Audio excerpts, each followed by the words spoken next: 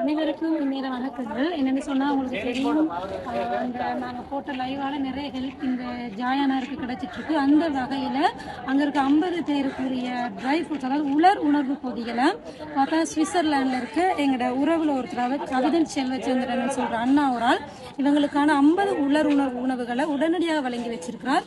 அவருக்கு இந்த மக்கள் சார்பாகவும் எங்களோட காப்போம் சார்பாகவும் மிக்க நன்றிகளை தெரிவித்துக் கொள்கின்றோம். நன்றி.